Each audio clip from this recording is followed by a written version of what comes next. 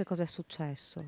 Praticamente è successo che siccome hanno chiuso la Brentella, quelli che abitano dietro la Brentella approfittano per pulire tutto, sia delle piante pericolose, e per i giardini, per tutto.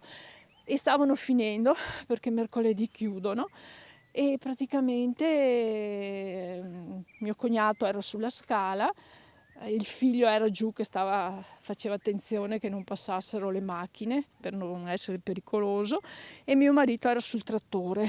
Io dopo scusate ma sono eccitata, non me ne intendo tanto, e praticamente mio cognato era sulla scala e la pianta ha toccato la scala, lui ha perso l'equilibrio e è andato giù. E quindi ha sbattuto la Ha testa. sbattuto la testa e non si è più mosso, sì. E mio marito è distrutto anche lui, forse l'ha perso anche lui psicologicamente.